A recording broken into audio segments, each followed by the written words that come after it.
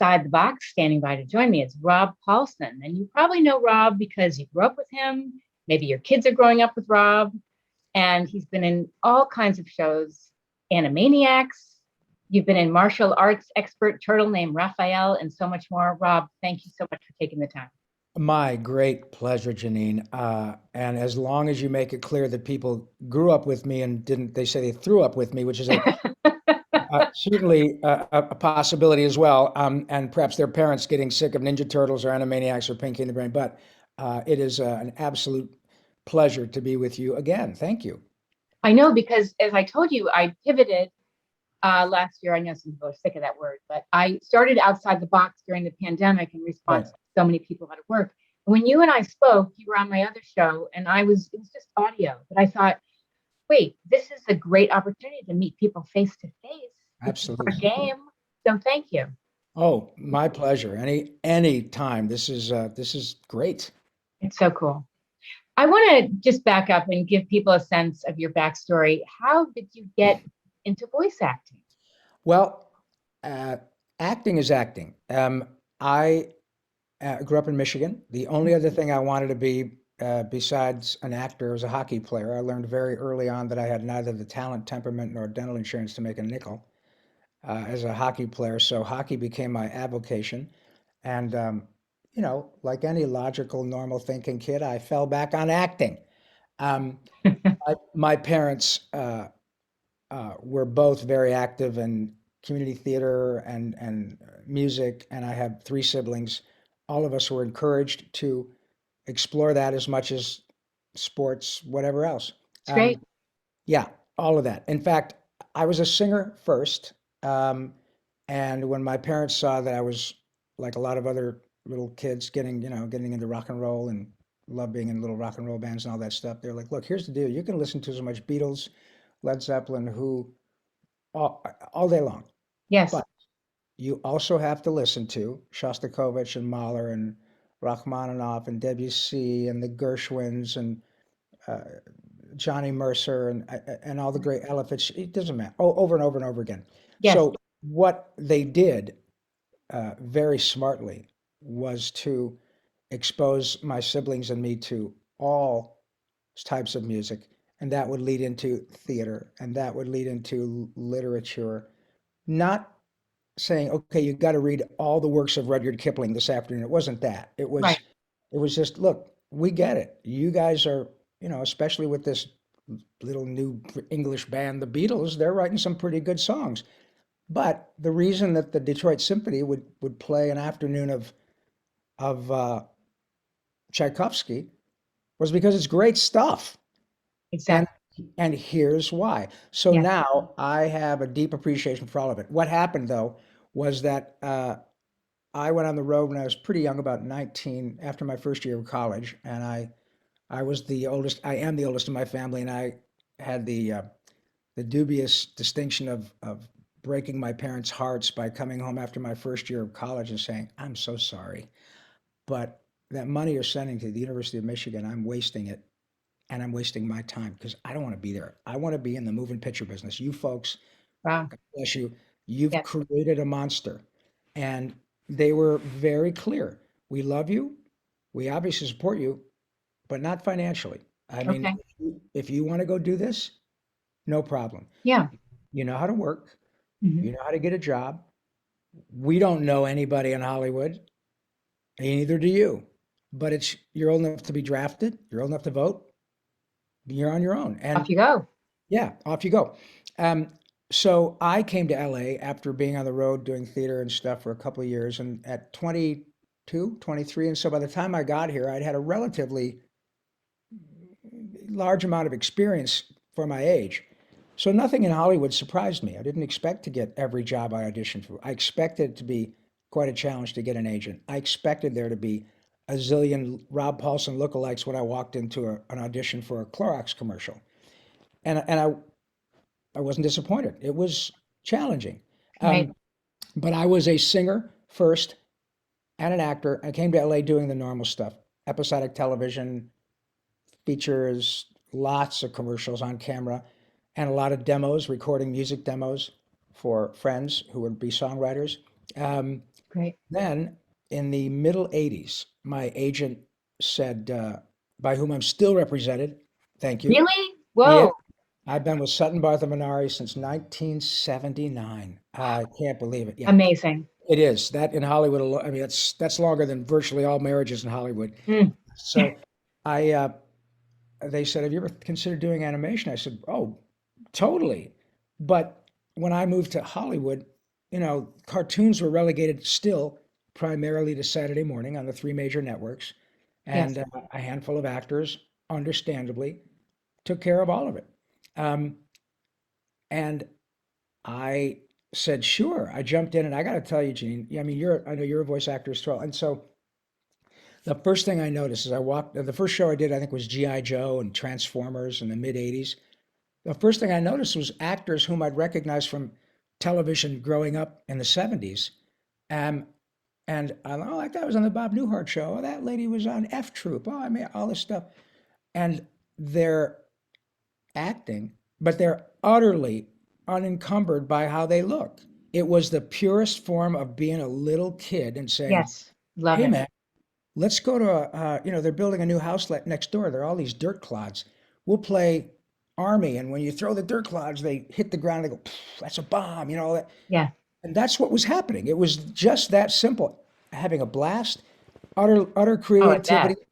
But nobody cared whether they were tall, short, thin, black, white, orange, green. It didn't matter. It was Hmm. all about creativity. Yes. I called my agent and said, okay, look, I know I'm going to read for Hill Street Blues tomorrow, and I hope I get the job, but boy, send me out for more of this. Yeah. Because I'm in. this is what this type of behavior is what inspired me to end up moving to LA. I've been doing this kind of wacky stuff since I was 10, like every kid. Yes. But now I'm 30 and I see people who are 60 and they're utterly creative and all. Okay, so about, Amazing. yeah, it took me about 5 years to say, you know, I think I'm going to jump with both feet into this pool. And I'm glad I did because as much as or just as I was not typed by being an average looking 29-year-old or 28-year-old kid from Michigan, now that I'm a 65-year-old guy from Michigan, I'm still not typed. As Yeah. long as I can do this, or I can do this, or I can say, hey, God, Brian, what are we going to do tonight? Narf. Look what happens to your beautiful face. And it is utterly organic. Yeah. Uh, and to be in a position now where the characters, and make no mistake, I don't draw them, I don't write them. It is a deeply collaborative effort. Um, but like a familiar song or a familiar voice, when what I'm finding out is the extent to which these characters connect with people at a soul level. Oh, yes. And I'm in the happy business, man. My gig is to do what you just did when I do my gig.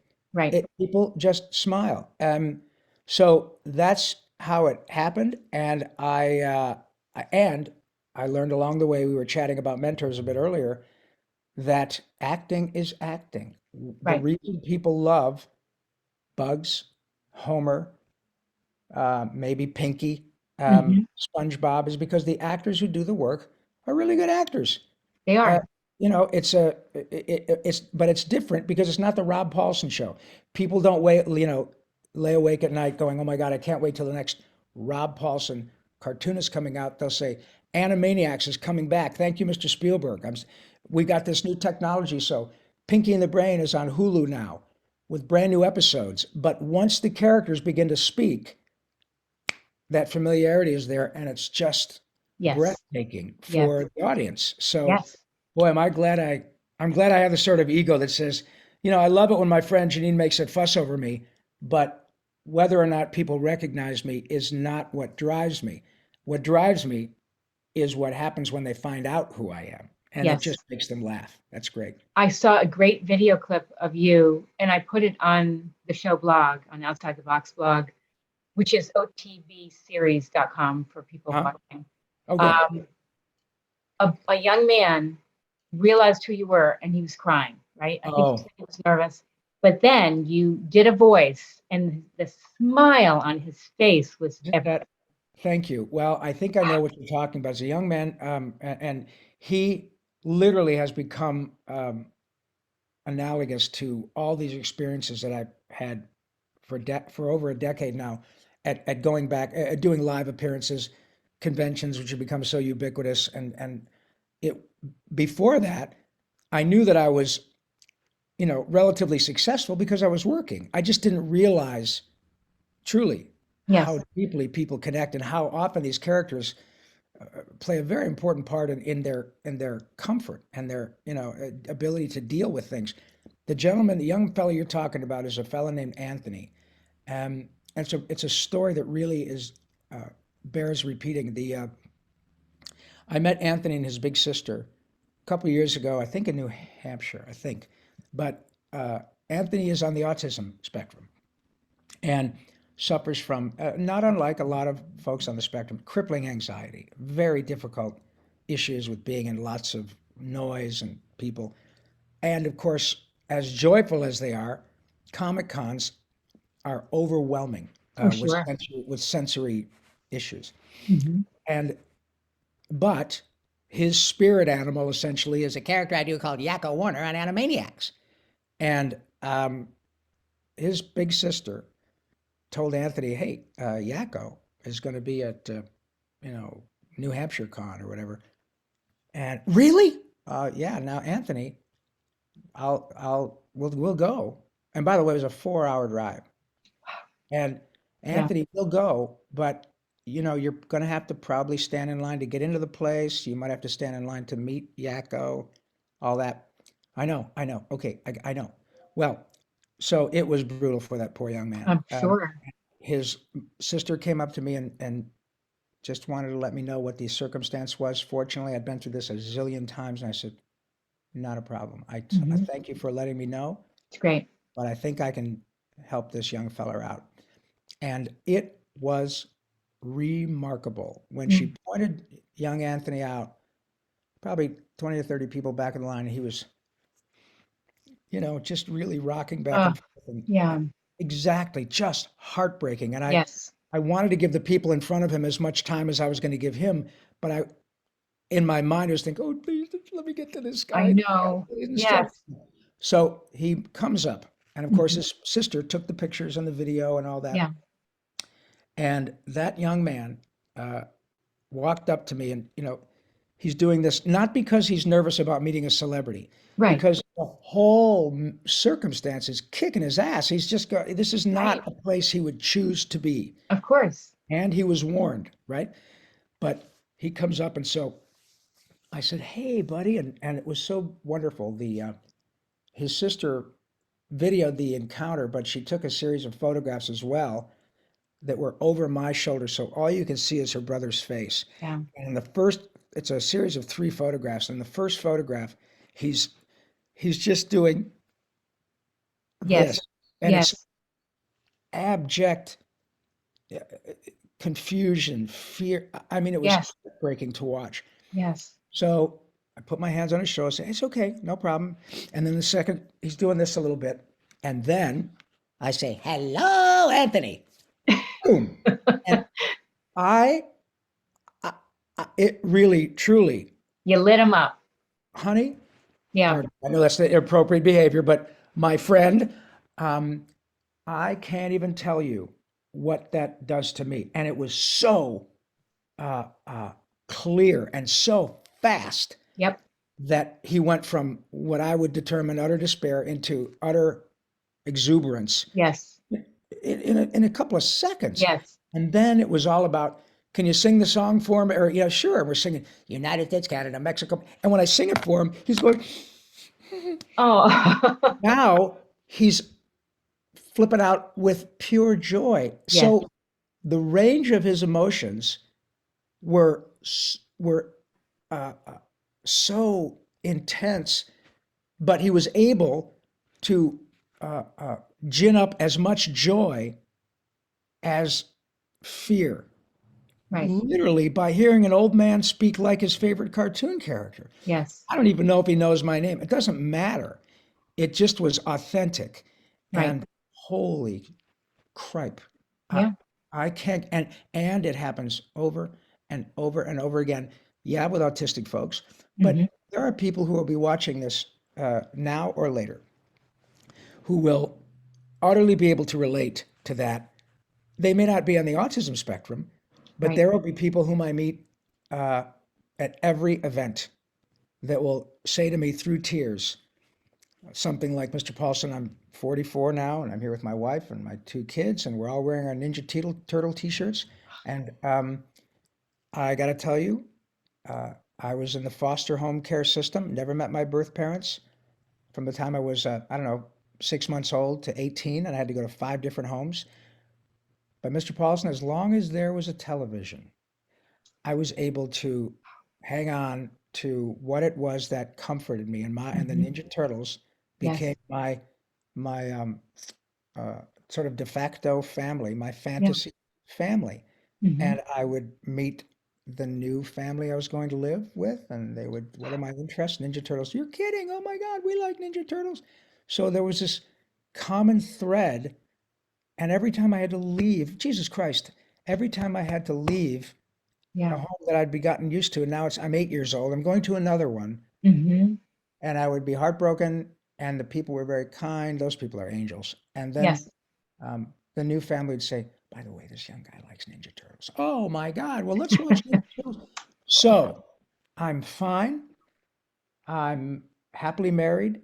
My wife and son and daughter and I are all wearing our Turtle t-shirts. I would love for you to sign it, but that is not the reason that I'm here. The reason I'm here is to tell you that you will never know, dot, dot, dot, dot, dot. And that's Mm. what happens over and over and over again. So boy, did I make the right choice. The payback for this wonderful gig Yes. is way bigger than a paycheck or an action figure or a rating point. It's incredible. Sorry. My And poor, the thing is, Rob, it's a life lesson for all of us that you can be having a really challenging time in your own life, but when you give back to others, when you take that time, and we were talking about mentoring, which is a huge component of my series, gosh, you put yourself outside of your own life and you go reach out and help somebody else. Look at what happens. that's something. And Yeah. you are actively pursuing that. You are doing this on a really incrementally bigger scale as it gets bigger and bigger. So you have done that. You are not only a professional, but you are an expert human. You know what I Thank mean? you. You are going out of your way to share your humanity and the traits that we all seek in each other to be. People say to me all the time, you're a nice guy. I am a nice guy, but I'm trying to be a better one. And and, Yes. and I believe that we can continue to do better till we leave. Unless you just Right. lose your mind, which is possible, you can make time to try to be a Yes. better neighbor, friend, um, citizen. And so you're right. There's definitely a selfish component to it because the fact is that it's like air to me. I get I don't have an empirical um, sort of scale to present to the family to your fans, Yeah. but anecdotally, I Hmm. get way more out of it than the kids, the parents, Sure. the homeless person, the woman who's struggling, the young man, whatever it is. I can't write a check to everybody, Right. but what is so glorious about kindness is that it is not about money. No. Nobody, or I should say, rarely do we have people who are able to write a check like the Gateses and vaccinate a zillion people against malaria or Right. AIDS or whatever. But the opportunities present themselves literally every day. The trick is to be open to them, Open. Yep. right? Yeah. And and I'm telling you, and I know I'm preaching to the choir. How many times at night have you uh, sort of lain awake or sort of snuggled down into your beautiful bed in your glorious crib with people around you who love you or friends, even if you're single, people who care about you, and you think, man, I was able to make a difference in that young woman today who's That's right. living on the overpass on Van Nuys Boulevard. Um, Yeah. I, I don't even know what it's like to have to worry about if your shoes are going to be stolen in the morning because you were sleeping overnight in Right. a tent or on a Where are you going to get food or anything? all of that. Right. Um, and those little sort of tender mercies truly are like air to me. And what is really cool about what you're doing in my view is that you're taking it to a much bigger level, and utterly by your example you will be inspiring the people whom you mentor to do the same. And Yes. there, you may be dust one day, and there is someone, young woman or man, whom you made a difference to, Janine, who will say, "Man, I this sweet, beautiful woman took her time with me, and I never got to thank her, but she changed my life." And that's not hyperbole. Yeah. Thank It's you. remarkable. So Thank you. good You know for you. what's so funny? I did a segment on Outside the Box called Better Humans, Yeah, how we need to learn how to become better humans. yeah, And what does that mean? And how you can teach people at a young age. You can teach kids, you can teach college students. How do you become yep, kind and compassionate and sure. empathetic? Good for Because these you. are lifelong things, you know? Yeah. Oh, Um, no question. Let me ask you this. Um, what would you say to someone who has really had a rough time in the pandemic professionally and they would love to get into voice acting? And I know it's really hard. You got to stick with it, you know? Well, I always, I, I learned years ago that hard, quote unquote, is a relative term, uh, with especially with respect to show business. Hard, respectfully, is working on a farm or pouring hot tar on the True. freeway in Los Angeles Yes. now when it's 108 degrees, Hmm. or being a teacher, or being a cop, or Yes. all the stuff that's going on. Those are being a soldier. Those are hard gigs. Running your own business, very difficult, Right. especially Yes. acting. I don't know anybody, literally. I have a lot of friends who are very famous, and a lot of friends like me who are just, blue collar workers in the dream factory. I'm just a Hmm. working actor. Very proud to be such, but nobody shoved a gun in my mouth to be an actor. I chose this. Yes. So, how I sort of mollify myself and make myself feel better when things go south, and they do for everybody. Nobody gets out of here without a couple of dings. Sometimes they're Yes. deeper than others. I say, well, okay, right now you're broke again. Not now so much, but when I was a kid. And would you rather, be doing a job because the check is great and you need the money and you're making a nice living, but secretly you kind of go, God, I sure wish I had dot dot dot dot dot. And a lot of people do that, and there's nothing wrong with that. My father was one of them. He had a great Yeah. job, but the last 10 years of his working life, he was miserable until he could retire. And I just didn't want to do that. Yeah. So I gave myself the option of saying, well, you can always leave. It not doesn't mean you're a failure. You Right. decided to do something else.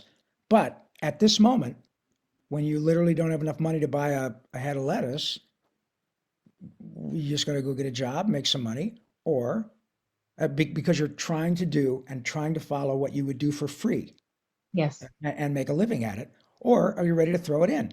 And the answer was always no. I'd rather be here because I'm the one making the decision and I'm doing what I want to do. Hmm. And I'm glad I did. So, what it is obviously incredibly competitive, very challenging, but getting an MIT is very difficult. Of course. Um, so, what I tell people now is firstly, it's about acting. If you decide you'd like to do something like I do, um, you have we have these wonderful cell phone devices that, I mean, I got the Library of Congress on my frickin' phone.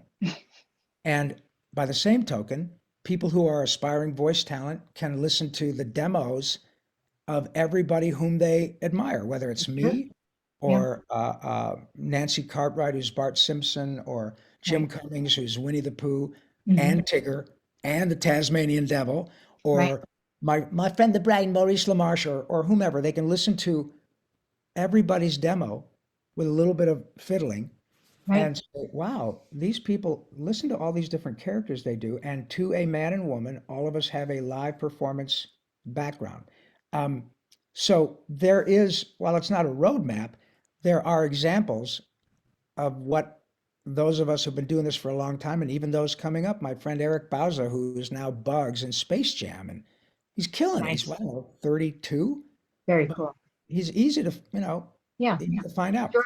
Um, the but I should say that, but the cool thing is that you now, because of this technology that we're using right now, people have the ability to, or the opportunity, I should say, to uh, cultivate whatever Jones they have for Yes. singing, acting, fan fiction, animating on their computers, and putting it out on YouTube, a free platform to Right. blast your creativity out to the world. Yes.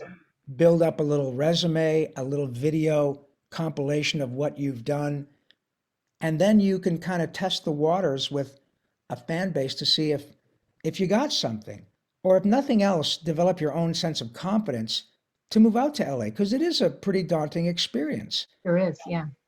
I know for sure that ignorance is bliss, and if that's true, I was as dumb as a bag of hammers, because when I moved to LA, I knew it was going to be difficult, challenging, hard, whatever.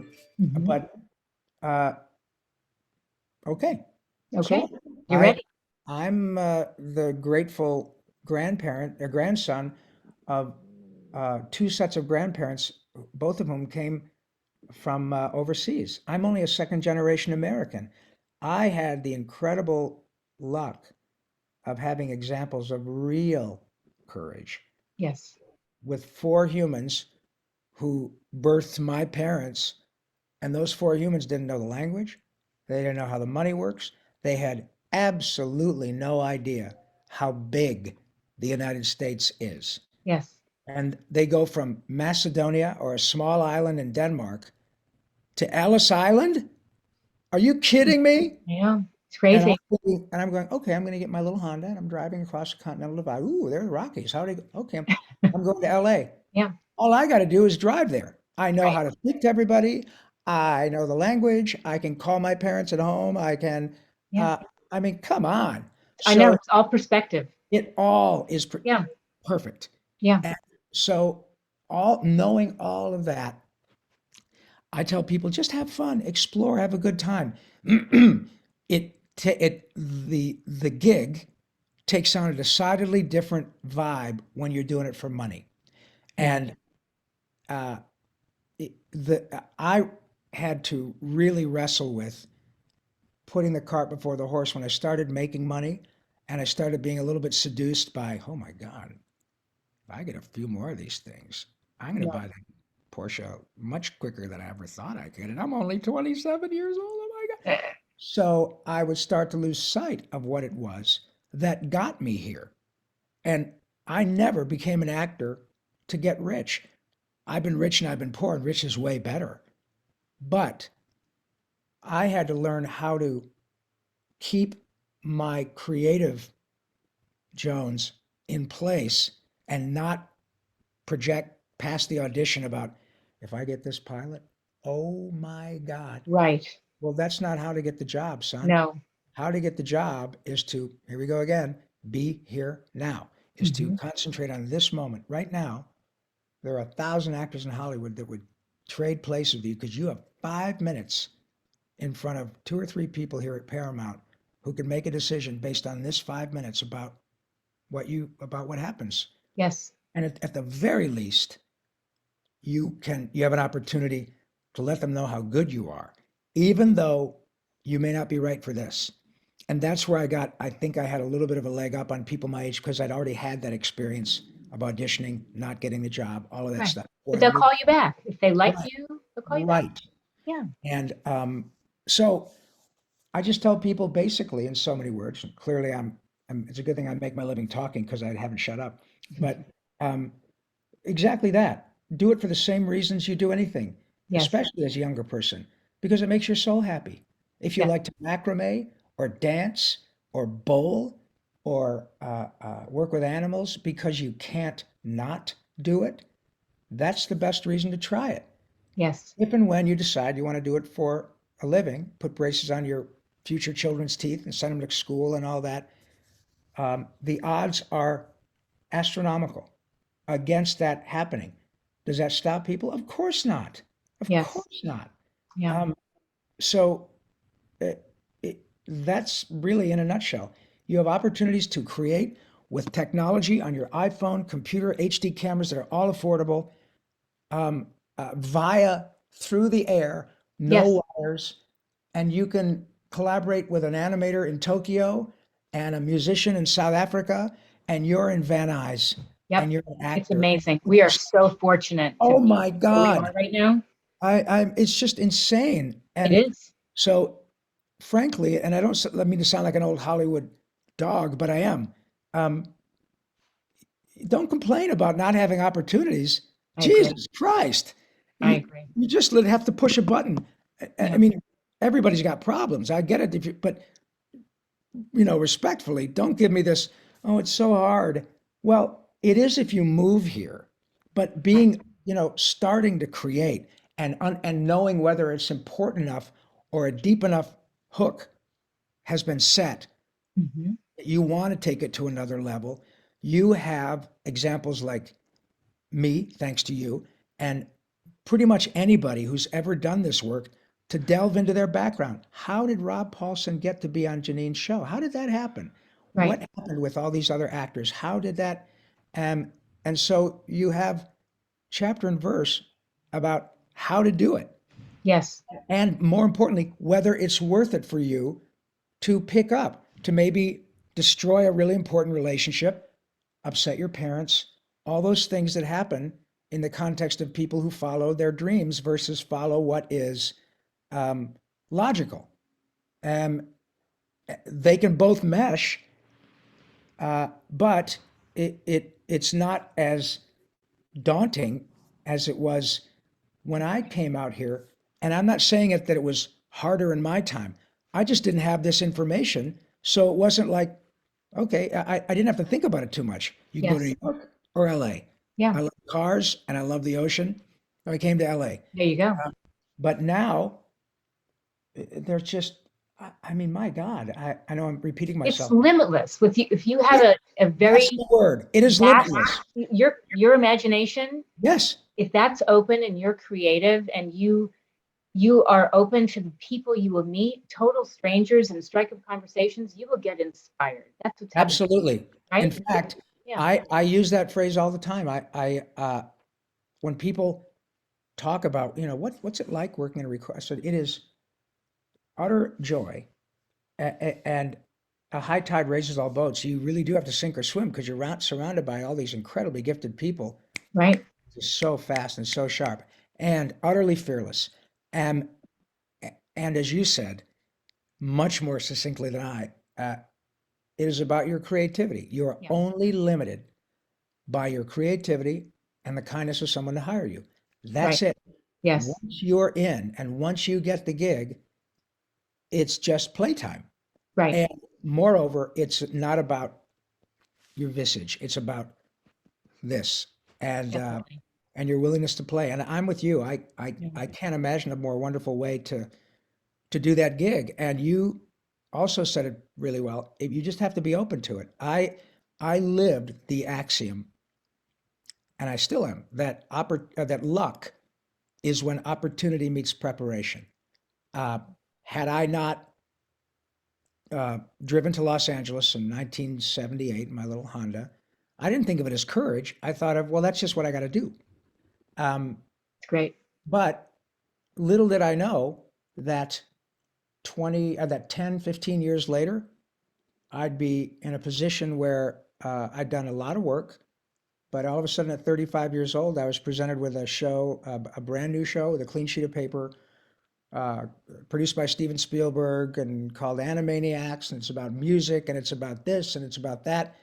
And I remember very clearly saying, wow, this is my pitch.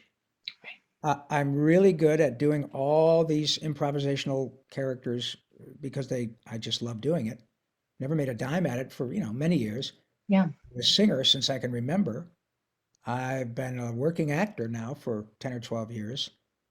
I think I'm fixing to get lucky. And I remember telling the producers, with as much hubris as I could muster, understanding that I had to audition and get callbacks as many. I think I had 6 callbacks before I got that show. Whoa, I said, 6. if you don't hire me for this, you're making a mistake. And they knew what I was saying because they were friends of mine and brought me in. But I was right. It changed my life. And Yes. had I not gotten to Hollywood, I would not have had an opportunity to get lucky. And Mhm. that's how life works, Yes. regardless of showbiz. Right. Uh, y- if you're open, sensitive to it, empathic, and feeling what other folks, you just kind of be, wow, I think that I'm going to trust my gut on this one. This feels really right. And boy, am I glad I decided to take this turn when I thought I should take a right turn. And hey, man, there's some crazy stuff happening here. And it looks like it's going to go just like this. So Yes. maybe you're ready for this. Right. And that's how it works. Yeah. I had told you maybe briefly that how I got into voice acting was actually started in Boston. Oh, I was in a corporate training and development job and I did not like it anymore. I was really bored. yep. And I had always been a very insecure person. So I felt like I want to try something different. And I was intrigued by voice acting. I was doing freelance work. Long story short, my dad says, "Oh, I signed you up for a Syracuse alumni luncheon at the Four Seasons." And I thought, boring. Did you go to Syracuse? You're an Orange person? Yeah. Yes. So I went to this and I was so nervous. They were going around the table. What do you do? What do you do? And the woman across from me was an older actress who had gone to Syracuse. And she said, "Hi, sweetheart, what's your name?" And I told her, "And what do you do?" And I said, "Well, I really don't like my job." She says, "Why do you stay?" Well, the money. And I said, "What do you do?" And she told me that one of the things she does is voice acting. And I said, that sounds so interesting. And I've always wanted to do that. And my dad used to make these hilarious voices, this repertoire of voices. He was supposed to go to the Royal Academy of Dramatic Arts, but he chose basketball. Oh, He got a scholarship. And I'm thinking, no wonder he was hilarious. yeah. So I didn't find this out till I was 18 that he had this repertoire. So long story short, I meet this woman. She says, "Honey, you're to call my voice acting teacher today. And after you call her and sign up for her workshop, you're to call me and tell me that you did it." So I did it. About that. And I studied with this woman, I think, for 7 years. And I studied animation and on camera and all these things. And it really helped me, Rob, to get out of my shell. Isn't that, Yeah. Janine, I tell people all the time, they say, well, you talk often, Rob, about improv. And I said, yeah, well, it's a huge skill. Yeah. It's a big arrow in my quiver. And it is an important part of many people who mentored me, whether, if even inadvertently. One of my close pals who's, you know, making them laugh upstairs was Phil Hartman. And Phil um, was one of those guys who I referred to his face as, dude, you are terrifyingly inspirational. He's about 8 years older than I. Mm-hmm. I remember we were working together, and this was long before Phil became Phil Hartman and SNL and all that. Um, and I remember saying him with only a little bit of despair, Jesus, I just watched you on stage at the Groundlings, and I'm pretty good, but that's just. Right. And it was Phil who said, "Look, you're not supposed to be me. You're not trying to be me. Um, if I can inspire you or make you start thinking about tweaking your own gifts in another way to sort of find your own um, characters, your own comfort zone, or break through it, as you said. Mm-hmm. Um, that's what we all do together, Rob. Yes. And I tell people now all the time, look, even if because they ask me in the context of what I do, well, improv, music, blah blah. For me, that's what's really helped me. Yes. But I tell people all the time, improv, extemporaneous speaking classes, uh, do, even if you don't end up, you don't have to be in the Groundlings. You don't have to be in a fancy, organized improv theater company. Sure. But man, if you got to get up, if you work for Procter and Gamble and you're a geographical area manager of Procter and Gamble, and you got to get up and do a corporate speech in front of a couple of thousand people, because it's just part of your gig. I'd be like deer in the headlights, you Of know? course. And but to be able to have the confidence that, look, you may not have, you're not going to be the world's greatest orator, but you're going to be able to comport yourself with confidence, with humor, Hmm. authenticity. Right. It's a big deal. So for you to do that, it's exactly what I ask people to do all the time, because they say, I think I'm pretty good, but I'm pretty nervous and I get a little bit frightened. So I totally get that. And as much as I think what you want me to say is, oh honey, that's okay. It's all right if you're nervous. It is, but it's not going to get you work, That's and it right. is going to be off-putting to people who can give you work. Not because you're not a lovely girl or a wonderful guy, but if you go on and say, all right, great, that was wonderful.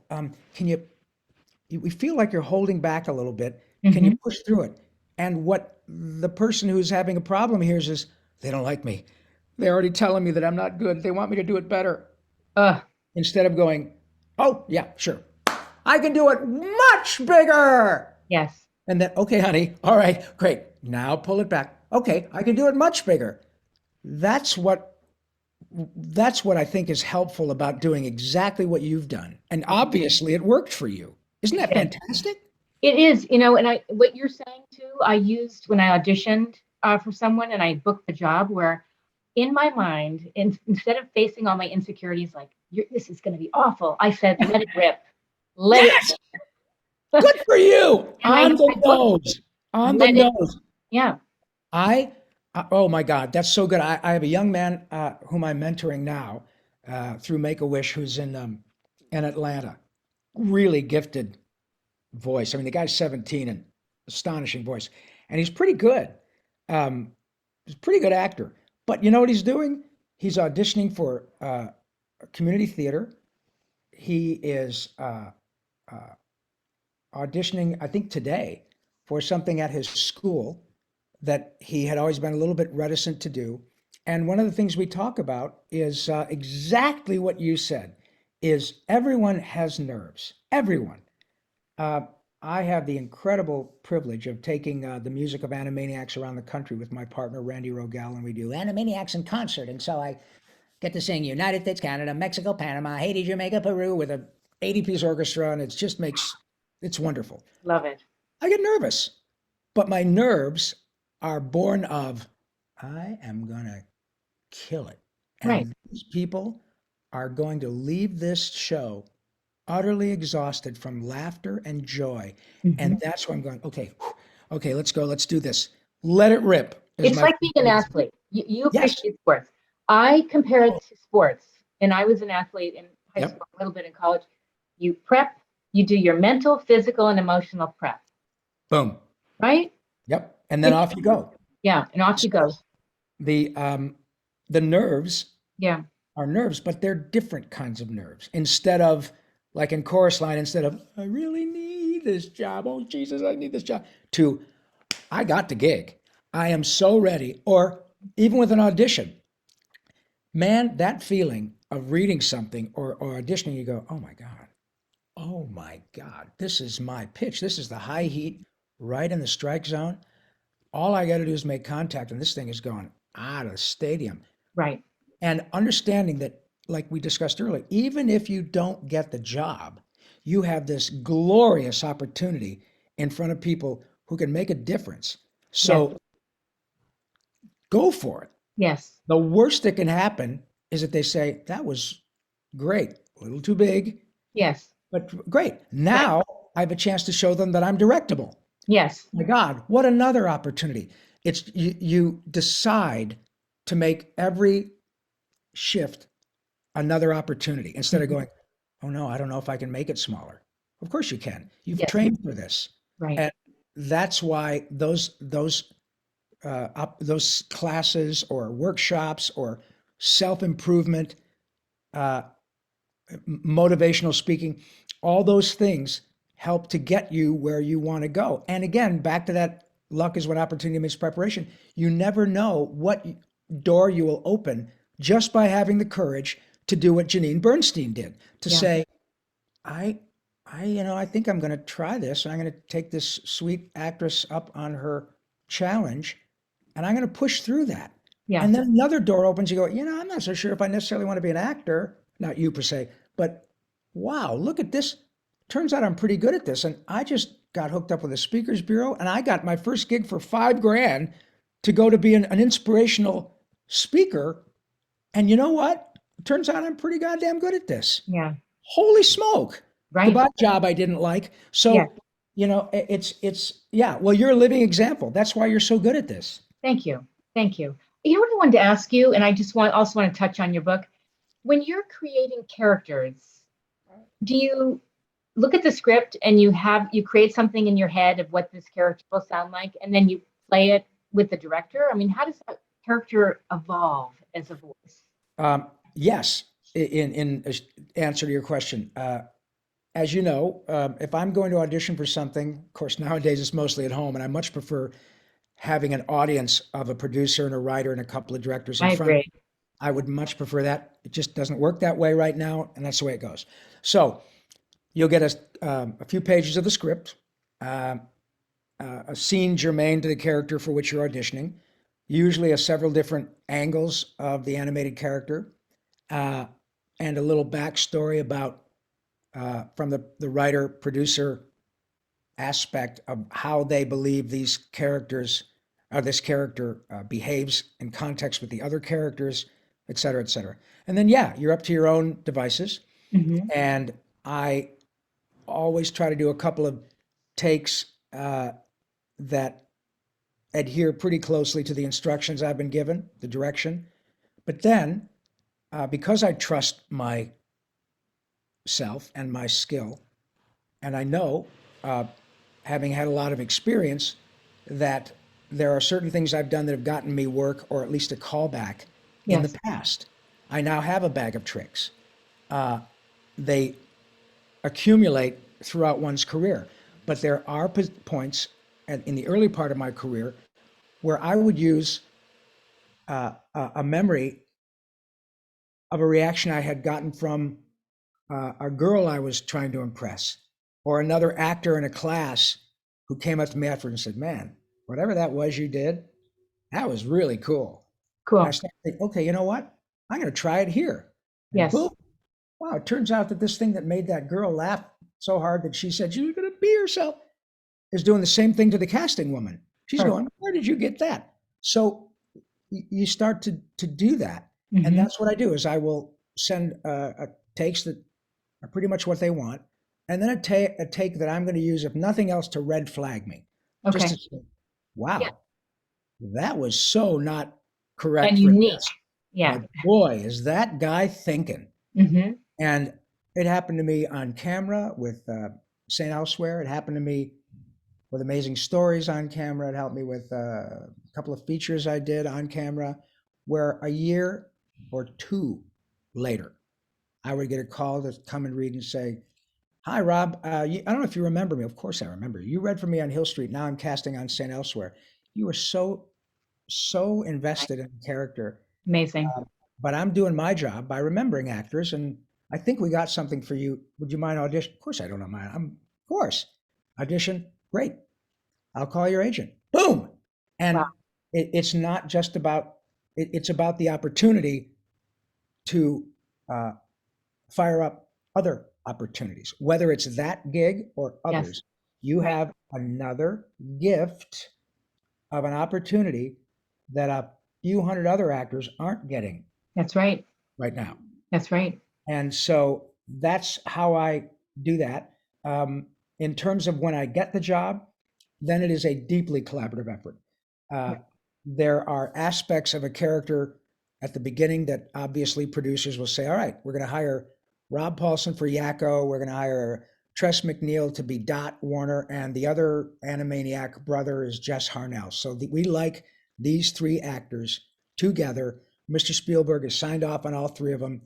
Now it's time to go to work and find out how we create the souls and the personalities of these characters so that 25 years later, Stephen at 75 years old says, "Hey, Rob, Tress, and Jess, you want to do this again? People really like Animaniacs."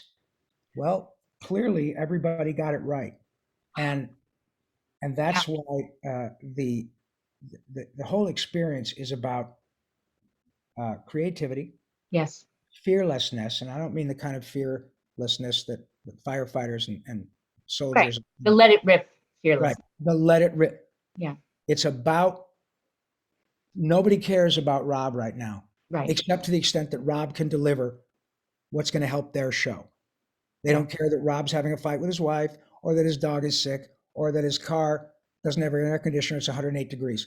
Doesn't matter. Right now, what they care about is what can Rob help me on my show with? Hmm. And man, when you're able to, as you say, get out of your own way, it Yeah. really changes things. It really does. Yeah. And for anybody watching this, if you do have stuff you're dealing with, I actually personally started going to therapy in the pandemic, Oh and it yeah, really helped. It totally. helps Oh, you get out of your way let me and tell you you, realize, right? yeah, and I thank you. I won't ramble on about this too much, but I've been to 4 different therapists in my life at various moments.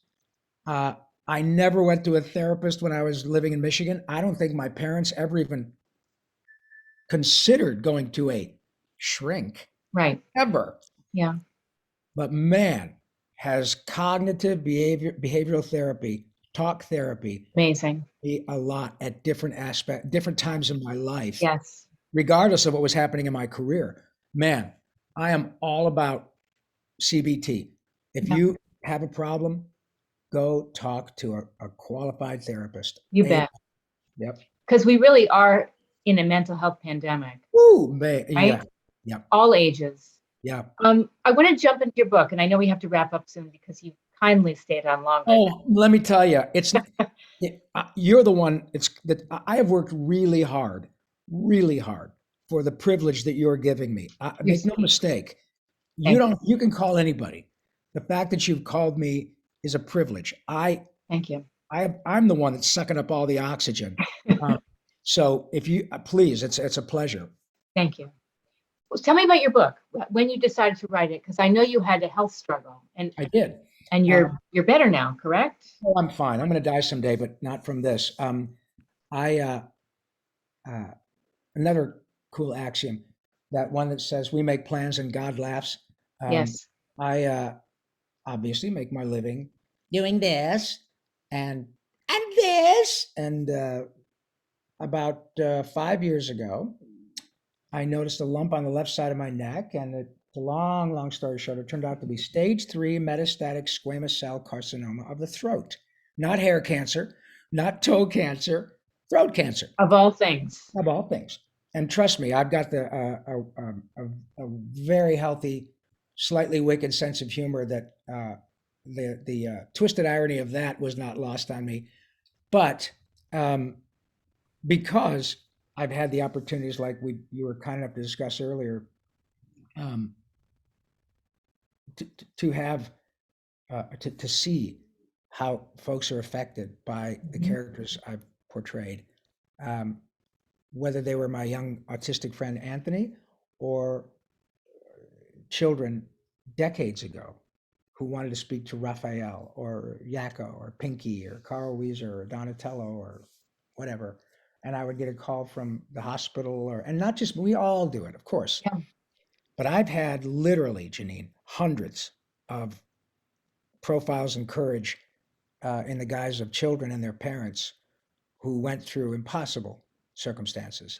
I'm sorry, all these dings. That's my parole officer and the IRS and everybody else All getting. right. Um, Turn mine off so they wouldn't get yeah. I'll let them know. I'm talking to Janine. Okay, your check can wait, IRS. The uh, When I was diagnosed, I was 59 years old, so I'd already had, by any measure, a remarkable life. Mhm. Uh, I have a wonderful family. I, have the Hollywood accolades, awards, all that stuff. Made a lovely living doing essentially what got me in trouble in 7th grade, with people who are world-class musicians, composers, actors, singers, and they're the people that come over to my house. Yeah. I have really an incredible experience. And even if the doctors had said, "Look, we found it. The lump is important, but that's the area to which the cancer has already spread. The tumor was deep in my throat." And even if they'd said, "You better go home and, we'll keep you comfortable," but you know, but they didn't say that. They said, here's the deal. We're virtually sure we can cure you, but before we do, we almost have to kill you. The treatment Well, is brutal. And I asked for that. I'm a grown up. I'm a big mhm. boy. I didn't, and I'm not saying everybody has to do that. That's how I chose to do it Sure. because I had the impossibly wonderful gift of seeing how real circumstances that are despicable, impossible for children and their parents, and the parents know that when their young fella is talking to Raphael on the phone, this may be the only time this little boy gets to do it because he's on his way out. That's Yeah. just, and Mm. these parents uh, and children, some of whom survived and many who didn't, the parents would call me when they found out about my cancer issue with my throat cancer, would say, we just want you to know, Rob, here's a picture of you speaking to uh, Lori. Yeah. She was dealing with her cystic fibrosis. She sadly passed away at 14, but you will never know what it Mm. meant for her to be able to sing that countries I of have the world. goosebumps. Oh my God. And me too. And she's been gone now for 12 years, but Mhm. every, we watch Animaniacs Yeah. and the other kids remember Lori singing that song with you and when you were in the hospital and we sang that song and videoed you into Tunisia, Morocco, Uganda, Angola, Zimbabwe, Djibouti, Botswana, all that stuff. Yeah. And so the first thing, and this is the God's honest truth, I'm literally sitting in the room when I got that phone call by my ENT, and he said, "Hey, Rob, it's Dr. Hop. How you feeling?" I said, "I don't know. How am I?" He said, "Well, it's cancer." Okay. But you know what flashed through my mind is the freaking truth was that I live in LA County, for God's sake, the most populated county in the country.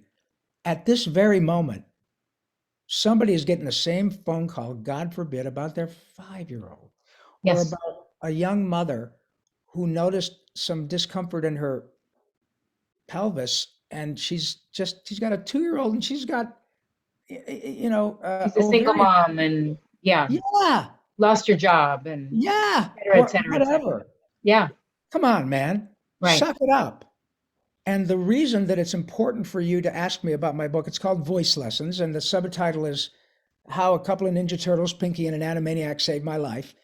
And it's not too far from the truth because these people reminded me that that joyful experience that I got to share with them and their sweet babies lives in my freaking head. Yep. So why don't you just reach in there and you can suck this up because you got all these critters to help you. And Right. the reason it's a really important thing for you to ask me, that for which I'm incredibly grateful, is that this goes back to the service that our friend Janine is providing to people by being her open, welcoming, kind, empathic self, Thank you. pushing outside the box. Yep.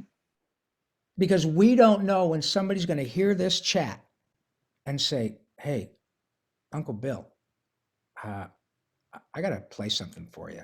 Hmm. I know you're dealing with your throat cancer and it's freaking you out. Right.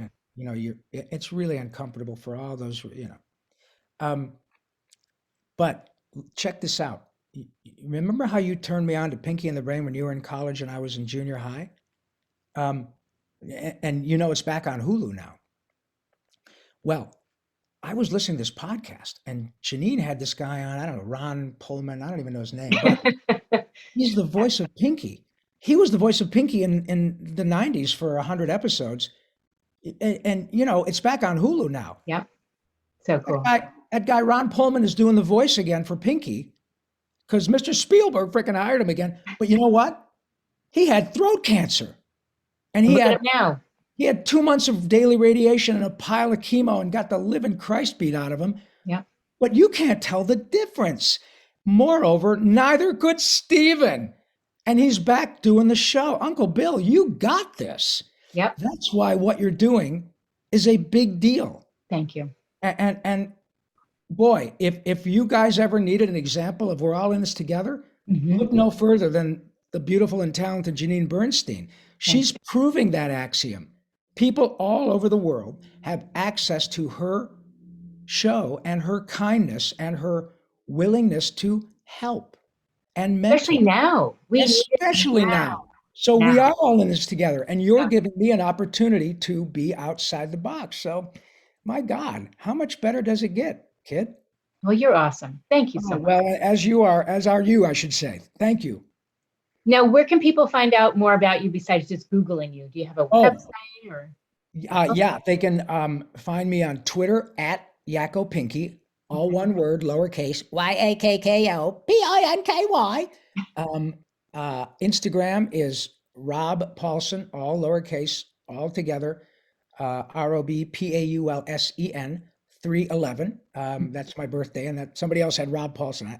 Not sorry, Rob Paulsen 311 on TikTok. Rob underscore Paulson on Instagram, and Rob Paulson voice actor on Facebook. And folks who are interested in Animaniacs in concert, you can go to animaniacslive.com, all Okay. one word, animaniacslive.com, and you can see where we'll be taking our show around the country. Um, and Amazing.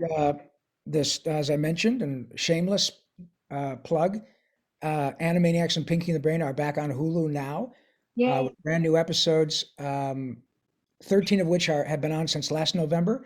And this coming November 5th, 13 more brand new episodes are coming up. And all the original episodes of Pinky and the Brain and Animaniacs are also on Hulu right now. So you can get as much, you'll be so sick of Rob Paulson within 5 minutes, but that's where they can find me.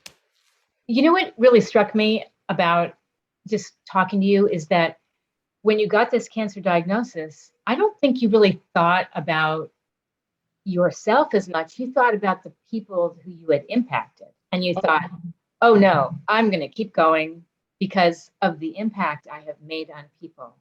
And I think what you do has just kept you going and kept you young and kept you creative. And that's everything to your mental health.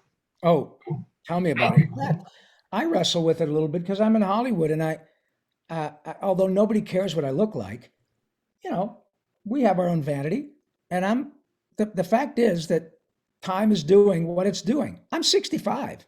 I Yeah. don't know what that number, it means a lot on the one hand, it's pretty cool because I get to collect my SAG pension, which is really nice. Um, but it literally has nothing to do with my work. That's And right. the only problem with my being 65, the only person who has a problem with it is me. I I I just kind of go, oh God, well, I'm a little bit gray, but I don't have You're the here. I'm here. And Right. what gives me joy, what is my air is being able to speak like this and then seeing what happens to you. Look, it didn't take more than 3 seconds. Exactly.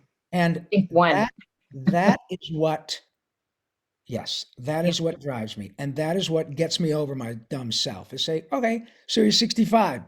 It beats the alternative, right? I That's mean, right. Eddie Van Halen didn't make it out. He had throat cancer. I know. You know, I love uh, it. uh, uh, Celine Dion's husband had throat cancer. Yep. Um, I just watched Val Kilmer's documentary last night, and I'd met Val a couple of times, and Val's still Love it. here. Yeah. But holy smoke. Phew. Holy smoke. I And you know know. talk about courage? Yeah. Val Kilmer is a movie star, but he even, I see him a lot of times. We go to the same conventions together. Can Yep. you even imagine it? Can you even imagine the courage I it know. takes to go out in front of a fan base who knows you from Top Gun or Batman or The Doors or the Island of Dr. Moreau, whatever. Guy's a Yeah. freaking movie star and a super handsome guy at one time. Yep. But he has the courage to go out there, meet his fans, Selfless. get up, and Selfless. Yeah. utterly Right. celebrate the fact that he might talk like this, but he celebrates his being here. He thanks every fan. Right.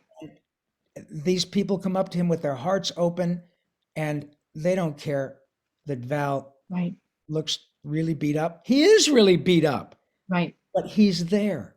And Yes. people leave him in tears going, "Oh my God, he signed my Batman poster." Oh. And uh, and I got to thank him, and then he thanked me, and he's goddamn serious about saying thank you. Yeah. And so That's yeah, amazing. it is amazing, and I'm Oh, so proud to sort of be in that party that, or in that club that no one wants to be a part of, I know. because he's another throat cancer survivor. Yeah, And he's doing, whether you believe it or not, he's doing God's work by being out there. that's So right. yeah, it's a Right. remarkable Right. thing.